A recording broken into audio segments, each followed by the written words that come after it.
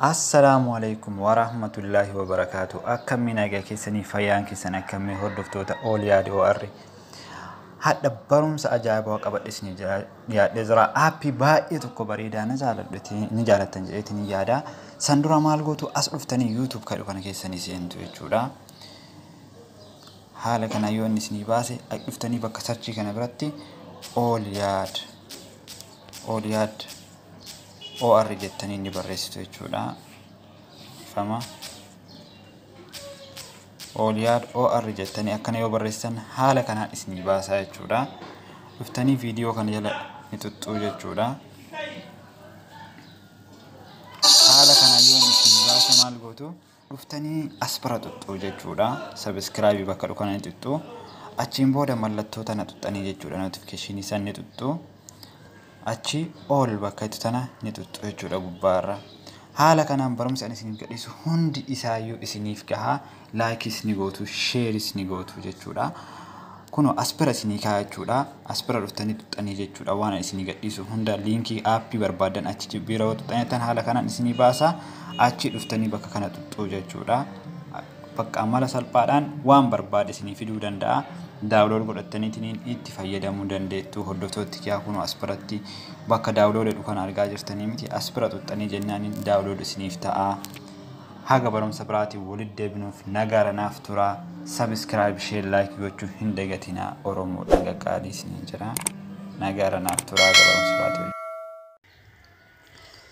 Barumsi keenya kan guyyaa har'aa baay'ee tokko namatti tolu jechuudha. Baay'ee tokko nama ajaa'ibsiisa jechuudha.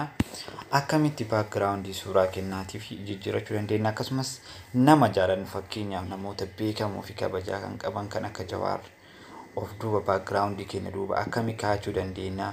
Akkasuma immoo suuraa nama jaalannu wal bira fiffinni nama barbaannu jechuudha. Hiriyaa keessan kan barbaadan wal bira fiddanii kaa'uu dandeettan. Footoo keessanillee babbaayisuu barbaadan aappii kun isin fayyadaa jechuudha. Mee walumaan haa ilaallu jechuudha. Kun aappiin isa kanaa jechuudha. Ayyee kanan isinnu bifa kanaan yoo inni isinii fide isin maal gootu as bira dhuftanii Skype bakka sana tuttanii jechuudha. Skype bakka kana tuttaniitiin jettan kunoo haala kanaan isinii banaa jechuudha.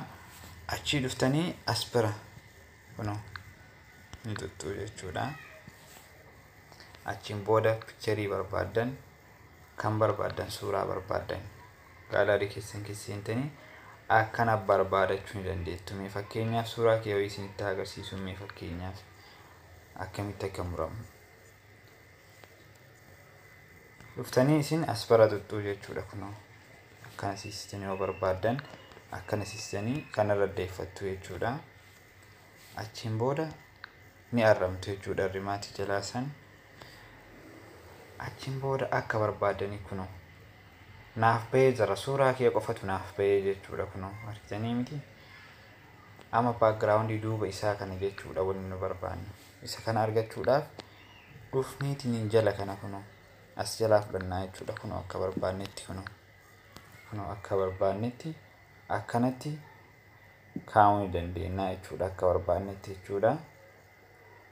Kunoo bifa kanaan kan barbaanne as keessa baay'eetu jira jechuudha. As keessaa kan barbaanne fudhachuu ni dandeenya jechuudha.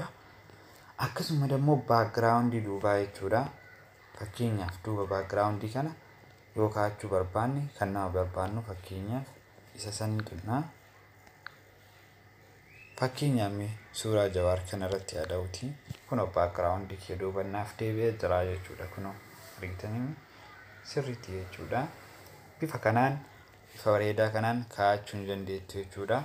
Kan biraa immoo as bira dhuftanii jechuudha. Kunoo ammas jechuudha. Suuraa nama biraa fidachuu barbaadan as bira dhuftuu jechuudha. Kunoo bakka kana jechuudha. Kaat pilaas jedhu kana kun amma kan jaraaniiti jechuudha. Kun kan silkii keessa jiru jechuudha bakki kun jechuudha. Isin moobaayila keessa yoo barbaadan as bira tuttuu jechuudha. Akkana yoo seentan kunoo bifa kanaan isinii baasaa jechuudha. Kunoo haala kanaan suuraa isinii baasaa jechuudha. Mee fakkeenyaaf as keessaa seenuun akkanatti mee suuraadhaan kee keessa akkanatti kan barbaade laaluu danda'a jechuudha. Mee fakkeenyaaf kanaa baasu akkuma duratti san bakkuma duratti tana as bira deebi'aa jechuudha. Kunoo akkanumatti jechuudha ni argama. Kunoo suuraa kiyya qofa naa baaseetiin hin jira jechuudha. Kunoo akka barbaadetti akka barbaade gochuu danda'a jechuudha. Akkasuma immoo walittis garagalchuu barbaade as bara tuqaa jechuudha. Kanatti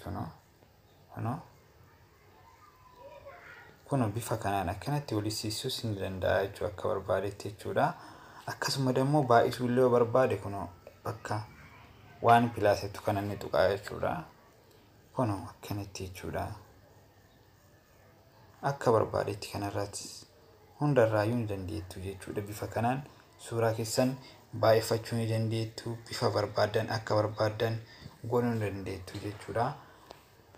Dhumarra ogeessitaniitiin jettan save bakka jettu gubbaa kanarra jirti. Save bakka jettu kana tuqxanii jechuudha. Achiin booda save yoo jettaniitiin jettan haala kanaan save isiniif ta'ee jira jechuudha. Kun as biratti kanaan booda wanti akkasiin hin barbaachisu. Haga barumsa biraatii walitti deebinuuf nagaa naaf tura. Subscribe, share, like naaf godhaa. Oromoo Qaqqaabii.